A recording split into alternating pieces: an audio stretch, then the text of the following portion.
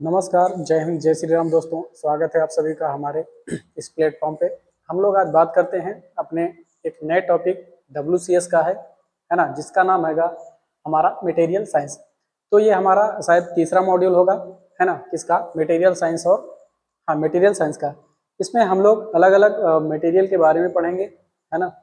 इसमें इसका जो पहला टॉपिक होगा ये होगा धातु के प्रकार, लौह और अलौह धातुओं के प्रकार, है ना। इसमें धातु के प्रकार पढ़ेंगे हम लोग, लौह और अलौह धातु के प्रकार के बारे में पढ़ेंगे। और इसका पूरा नाम होगा हमारा ये मॉड्यूल का मटेरियल साइंस, है ना। तो हमारा जो मॉड्यूल होगा वो मॉड्यूल 3 होगा मटेरियल साइंस का। तो इसमें हम पढ़ेंगे कि अलग अलग धातु क्या होती हैं, जो लौह धातु होते हैं हमारे वो, और अलौह धातुएं जो होती हैं वो क्या होती हैं, और उसमें कुछ अगर हम और भी मटेरियल को मिलाते हैं तो क्या क्या चीजें बनती हैं, जिसको लौह या अलौह मिश्र धातु बोलते हैं, है ना। तो इन सब चीजों के बारे में हम लोग क्या करेंगे, बारी बारी से पढ़ेंगे।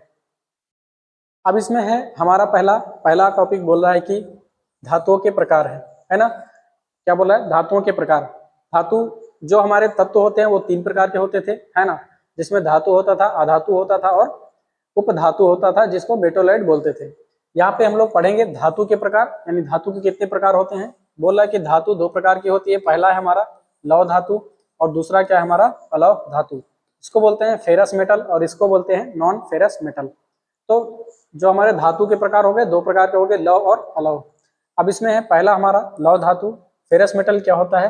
वे धातुएं जिनमें अधिकांश भाग लोहा और कार्बन का होता है, लौह धातुएं कहलाती हैं। जैसे pig iron, mild steel iron, nickel आदि। इनमें लोहे के गुण होते हैं, जैसे जंग लगना और चुंबकत्व। ठीक है।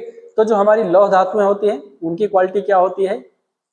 उनका क्वालिटी होता है कि उसमें जंग लगता है और उसमें क्या होता है, चुंबकत्व का गुण होता है। यदि अगर हम उसको चुंबक के पास लेकर जाते हैं तो वो क्या होता है, चुंबक से अट्रैक्ट होता है, या उसको उसमें क्या चुंबक उत्पन्न हो जाता है ना। तो वो हमारे क्या कहलाते हैं, लौह धातु कहलाती है। अब बात करते हैं हम लोग अलौह धातु की। अलौह धातु क्या होता है? दूसरा है हमारा अलौह धातु नॉन फेरस मेटल। वे धातुएं जिसमें लोहा या कार्बन नहीं होता है, जिसमें लोहे का गुण नहीं होता है, अलौह धातुएं कहलाती हैं। जैसे तांबा, एल्युमिनियम आदि, है ना। जिसमें लोहा नहीं पाया जाता है उसे अलौह धातु कहा जाता है। हालांकि ये भी होता है धातु, लेकिन इसमें लोहा नहीं पाया जाता है और कार्बन नहीं पाया जाता है, उन्हें अलौह धातु कहा जाता है। अब इसके एग्जाम्पल जो होते हैं हमारे, तांबा होता है, एल्युमिनियम होता है। इस तरह के जो भी धातुएं मिलती हैं वो क्या कहलाती हैं, अलौह धातुएं कहलाती हैं। अब हम लोग पढ़ेंगे इसमें आगे मिश्र धातुएं, है ना। हमने लौह धातु पढ़ लिया, अब मिश्र धातु पढ़ेंगे। मिश्र धातु में कौन सी? लौह मिश्र धातुएं, है ना। या जो भी मिश्र धातु है उसमें कुछ और मिला दिया जाए या लोहा मिला दिया जाए तो जो भी धातु बनता है वो क्या कहलाता है, हमारा मिश्र धातु बनता है। बोला कि 2 या 2 से अधिक धातुओं को एक साथ पिघलाकर मिलाने से मिश्र धातु बनती है। मिश्र धातु यानी मिश्रित धातु, 2 या 2 से अधिक धातु मिलाने के बाद जो बनेगा मिश्र धातु कहलाता है। लौह धातुओं और मिश्र धातुओं के लिए लोहा मुख्य घटक धातु है। मिश्रित प्रकार के मिश्रित धातु के प्रकार और प्रतिशत के आधार पर मिश्र धातु इस्पात की संपत्ति अलग अलग होती है ना। तो इसमें क्या है कि जो भी हमारा मिश्रण में जो भी हम धातु मिला रहे हैं उसका जो हमारा क्या है, उसके प्रकार और उसके परसेंटेज के आधार पर क्या होता है, जो भी हमारा मिश्र धातु इस्पात बनता है उसका क्वालिटी क्या होता है, अलग अलग होता है। आगे हम लोग बात करते हैं। बोल रहा है कि धातुएं आमतौर पर मिश्र धातु इस्पात बनाने के लिए उपयोग की जाती हैं, है ना। तो कुछ ऐसी धातुएं हैं जिनको हम लोग क्या करते हैं, मिश्र धातु इस्पात बनाने के लिए उनका इस्तेमाल करते हैं। उन धातुओं को हमको देखना है एक एक ठो बारी बारी से। तो इसमें पहला है हमारा निकल। निकल क्या है? एक धातु है जिसका हम लोग क्या करते हैं, मिश्र धातु इस्पात बनाने में इसका इस्तेमाल करते हैं। बोला कि निकल क्या है? यह एक कठोर धातु है तथा अनेक प्रकार के संक्षारण जंग के प्रतिरोधी है ना। ये क्या है? कठोर धातु होता है और इसमें जंग नहीं लगता, या जो जंग के प्रति क्या होता है, संक्षारण होता है, यानी जंग के प्रति इसमें क्या है, प्रतिरोधी होता है, जंग आसानी से नहीं लगता है। बोला कि इसका उपयोग nickel, cadmium, battery, boiler tube, आंतरिक दहन इंजन के वाल्व, इंजन स्पार्क प्लग इत्यादि जैसे औद्योगिक अनुप्रयोगों में किया जाता है ना। तो इसका जो उपयोग है हम लोग किसमें किसमें करते हैं? कैडमियम बैटरी में, कैडमियम बैटरी में, बॉयलर ट्यूब जो होता है यानी किसी चीज को उबालने के लिए जो ट्यूब हम लोग बनाते हैं, आंतरिक दहन इंजन में, आंतरिक दहन इंजन के वाल्व में, और इस इंजन के जो स्पार्क प्लग होता है उसमें हम लोग इसका इस्तेमाल करते हैं। इसका निकल का। बोला कि निकल का पिघलाने का बिंदु जो है 1450 डिग्री सेल्सियस है। निकल को चुंबकित किया जा सकता है ना। तो इसका मेन चीज क्या है, इसका पिघलने का पॉइंट हमको याद रखना है, कितना होता है 1450 डिग्री सेल्सियस। और निकल को क्या कर सकते हैं हम लोग, चुंबकित कर सकते हैं। आगे है, अस्थायी चुंबकों के निर्माण के लिए एक विशेष निकल स्टील मिश्र धातु का उपयोग किया जाता है। ठीक है, अगर किसी भी धातु को परमानेंट मैग्नेट बनाना है या अस्थायी चुंबक बनाना है, उसका निर्माण करना है, तो निकल स्टील मिश्र धातु का उपयोग किया जा सकता है। आगे है, निकल का उपयोग इलेक्ट्रोप्लेटिंग के लिए भी किया जाता है। इनवार स्टील में लगभग 36% निकिल होता है। आगे है, जो हमारा इनवार स्टील होता है, यह कठोर और संक्षारण प्रतिरोधी होता है। परिशुद्धता वाले उपकरण इनवार स्टील से बने होते हैं क्योंकि इसमें विस्तार का गुणांक सबसे कम होता है ना। तो जो हमारे परिशुद्धता वाले उपकरण होते हैं, यानी जिसकी एक्यूरेसी अच्छी होनी चाहिए, वो क्या है, वैसे क्या है, वो इनवार स्टील से बनाए जाते हैं क्योंकि उसमें जो विस्तार गुणांक होता है वो सबसे कम होता है। ऐसा नहीं कि टेम्परेचर अधिक हुआ या कम हुआ तो क्या हुआ, उसमें विस्तार हो जाए उसके साइज में। तो इस तरह से क्या करते हैं हम, इनवार स्टील से क्या करते हैं, कुछ भी उपकरण बनाते हैं जिसमें परिशुद्धता ज्यादा होती है। अगला हमारा दूसरा धातु है क्रोमियम। इसको हम लोग देखते हैं, है ना। क्या है हमारा धातु, क्रोमियम। बोला है क्रोमियम जब स्टील में मिलाया जाता है तो स्टील में संक्षारण प्रतिरोध, चिमड़ापन और कठोरता में सुधार होता है ना।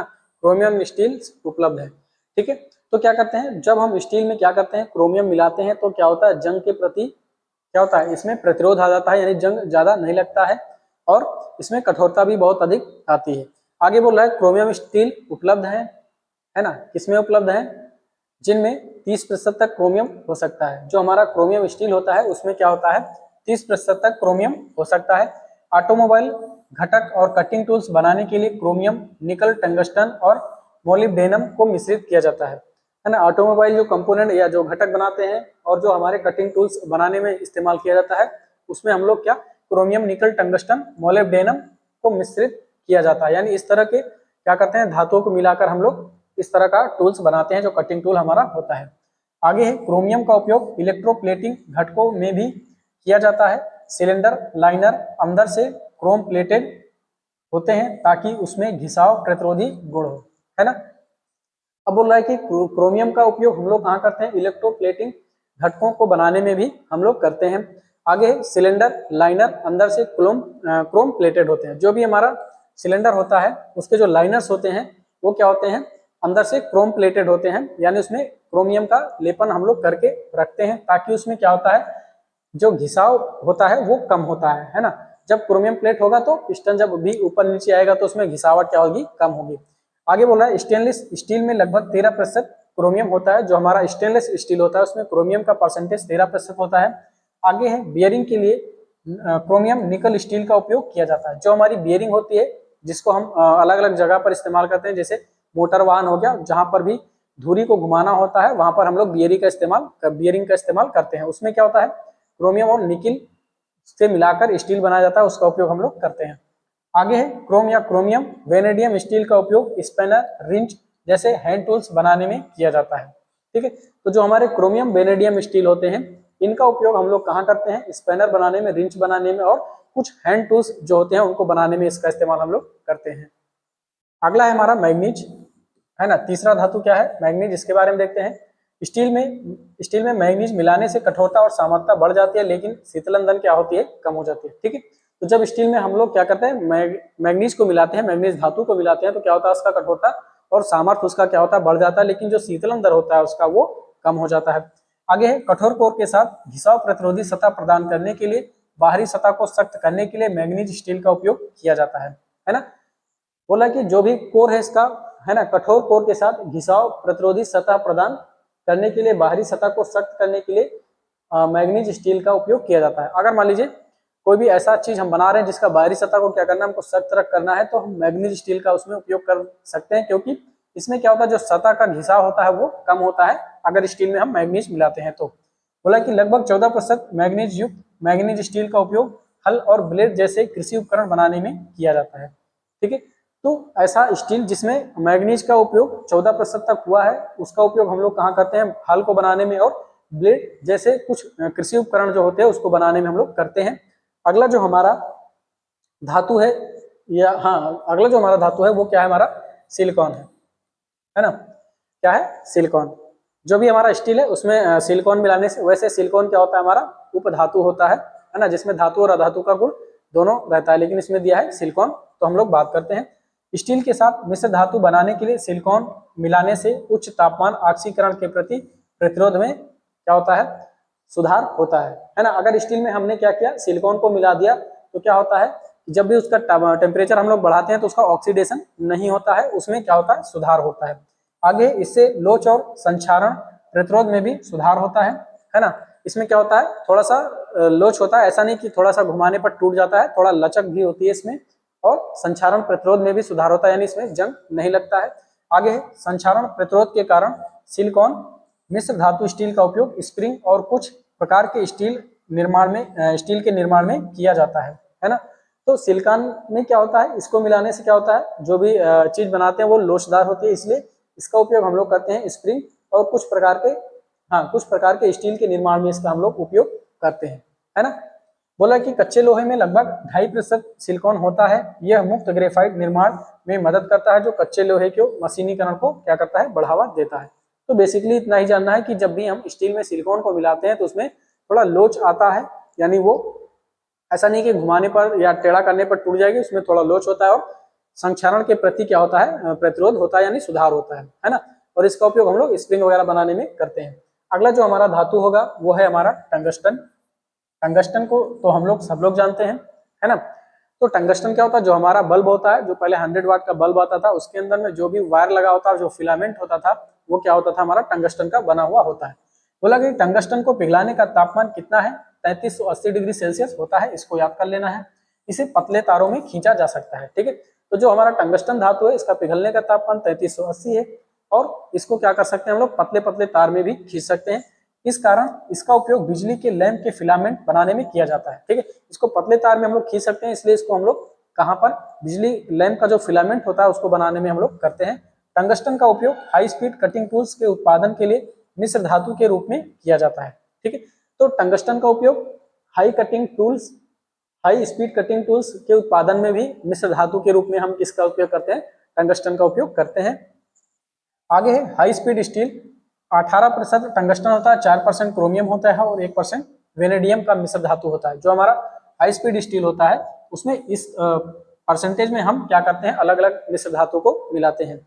आगे स्टेलाइट 30 में क्या होता है, 30% क्रोमियम होता है, 20% टंगस्टन होता है, 1 से 4% तक कार्बन, और शेष क्या होता है, कोबाल्ट प्रकार का मिश्र धातु होता है, ठीक है। तो टंगस्टन का उपयोग क्या है, क्या इसको गुण क्या है, इसको हम पतले तार में खींच सकते हैं, और इसका उपयोग हम लोग बिजली के लैंप के फिलामेंट में करते हैं, और इसका जो हमारा पिघलने का तापमान होता है वो 3380 डिग्री सेल्सियस होता है। आगे हम बात करते हैं, हमारा जो अगला होगा वो है हमारा वेनेडियम। अगला जो धातु है हमारा क्या है, वेनेडियम।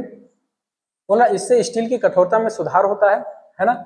वेनेडियम स्टील का उपयोग गियर, टूल्स आदि के निर्माण में किया जाता है, ठीक है। जब स्टील में हम वेनेडियम मिलाते हैं तो स्टील की कठोरता में क्या होता है, सुधार होता है। वेनेडियम का उपयोग हम लोग कहाँ करते हैं, गियर और टूल्स आदि बनाने में करते हैं। गियर जो होता है हमारा, किसी भी चीज का गियर हो गया, जैसे बस का हो गया, या जो 4 व्हीलर वाहन होते हैं उसका गियर होता है। आगे बोल रहा है कि वेनेडियम टूल्स स्टील में महीन दानों वाली संरचना के साथ प्रदान करने में क्या करता है, मदद करता है। आगे बोल रहा है कि क्रोमियम वेनेडियम स्टील में 0.5% से लेकर 1.5% तक क्रोमियम होता है, 0.15% से लेकर 0.3% तक वेनेडियम होता है, और 0.13% से लेकर 1.10% तक क्या होता है, कार्बन होता है। किसमें, जो हमारा क्रोमियम वेनेडियम स्टील बना जाता है। ये ऐसा स्टील जिसमें क्रोमियम भी है और वेनेडियम है, तो उसका परसेंटेज क्या है उसमें दिया गया है। आगे है, इस मिश्र धातु में उच्च तन्यता शक्ति, प्रत्यास्थ सीमा और लचीलापन होता है। इस प्रकार का जो हमारा क्या होता है, मिश्र धातु होता है, उसमें डक्टाइल पावर अधिक होती है, उसमें प्रत्यास्थ सीमा भी अधिक होता है, और उसमें लोचपन भी या लचीलापन भी क्या होता है, अधिक होता है। डक्टाइल क्या है, उसको पीट कर हम लोग चपटा भी कर सकते हैं, किसी और आकार में ढाल सकते हैं। प्रत्यास्थ सीमा क्या है, जब उसको हम खींचते हैं तो वो टूटता नहीं है जल्दी से। और लचीला क्यापन है कि जब उसको हम टेढ़ा करेंगे तो क्या होगा, वो टूटता नहीं है। आगे इसलिए इसका उपयोग हम लोग स्प्रिंग, गियर, सॉफ्ट और ड्रॉ फोर्ज घटकों का निर्माण करने में किया जाता है। तो इस तरह का जो स्टील होता है इसका हम लोग इस पे उपयोग करते हैं स्प्रिंग बनाने में, गियर बनाने में, शॉर्ट और ड्रॉ फोर्ज घटक को बनाने में हम लोग करते हैं। अगला जो हमारा धातु है वो क्या है, कोबाल्ट है। तो हम लोग देखते हैं कोबाल्ट के बारे में। कोबाल्ट हमारा क्या कहता है, कोबाल्ट बोला है कि कोबाल्ट का जो गलनांक होता है वो 1495 डिग्री सेल्सियस होता है। किसका, कोबाल्ट का गलनांक हो गया 1495 डिग्री सेल्सियस, इसको याद करना है। आगे यह चुंबकीय गुणों को बरकरार रख सकता है और बहुत उच्च तापमान पर भी प्रतिरोध कर सकता है। ठीक है, तो कोबाल्ट का क्या गुण होता है, ये चुंबकीय गुण को भी बरकरार रख सकता है, यानी जब इसको चुंबक के क्षेत्र में लाएंगे तो इसमें चुंबकीय गुण आ जाता है और अधिक तापमान पर भी यह क्या करता है, प्रतिरोध कर सकता है, यानी अधिक से अधिक तापमान को क्या कर सकता है, सह सकता है। आगे है कोबाल्ट का उपयोग magnet, ball bearing, cutting tools आदि के निर्माण में किया जाता है ना। तो कोबाल्ट से निर्मित जो भी हमारी मिश्र धातु होती है या जो स्टील होती है उसका निर्माण हम लोग उसका इस्तेमाल हम लोग करते हैं मैग्नेट बनाने में, बॉल बियरिंग बनाने में, कटिंग टूल्स आदि को बनाने में हम लोग करते हैं। आगे हमारा कोबाल्ट हाई स्टील स्पीड है ना में लगभग 5 से 8% तक कोबाल्ट होता है। जो हमारा हाई स्पीड स्टील होता है उसमें कोबाल्ट का इस्तेमाल भी होता है, 5 से 8% तक कोबाल्ट हम लोग उसमें क्या करते हैं, इस्तेमाल करते हैं। ये हो गया हमारा कोबाल्ट का बारे में हमने बताया है ना। आगे क्या है हमारा, मोलिब्डेनम। आगे क्या है जो हमारा अगला धातु है, मोलिब्डेनम है। मोलिब्डेनम बोला कि मोलिब्डेनम का गलनांक होता है हमारा 2620 डिग्री सेल्सियस। यह गर्म करने पर नरम होने के विरुद्ध उच्च प्रतिरोध देता है ना। तो क्या है कि जब इसको हम गर्म करते हैं तो ये नरम जल्दी से नहीं होता है या उसके विरुद्ध क्या करता है, उच्च प्रतिरोध देता है, यानी नरम नहीं होने देता है। आगे मोलिब्डेनम हाई स्पीड स्टील में 6% मोलिब्डेनम 6% टंगस्टन होता है और 4% क्या होता है, क्रोमियम और 2% क्या होता है, वेनेडियम होता है। यह हाई स्पीड स्टील बहुत सख्त होता है और इसे में काटने की क्षमता क्या होती है, अधिक होती है। तो मोलिब्डेनम का उपयोग से हम लोग क्या बनाते हैं, हाई स्पीड स्टील का निर्माण करते हैं जिसमें 6% मोलिब्डेनम होता है, 6% टंगस्टन, 4% हमारा क्रोमियम, 2% वेनेडियम होता है। ठीक है, तो इस तरह से मिलाकर हम लोग क्या बनाते हैं, हाई स्पीड स्टील बनाते हैं। ये स्टील हमारा क्या होता है, बहुत सख्त होता है और इसमें क्या होता है, काटने की क्षमता क्या होती है, वह अधिक होती है। हाँ, कैडमियम क्या है हमारा, कैडमियम का गलनांक होता है 320 डिग्री सेल्सियस। इसका उपयोग स्टील के घटक पर कोटिंग करने के लिए किया जाता है ना। जो स्टील के हम लोग कंपोनेंट बनाते हैं है ना, उसमें क्या करते हैं, कोडिंग के लिए हम लोग किसका इस्तेमाल करते हैं, कैडमियम धातु का इस्तेमाल करते हैं।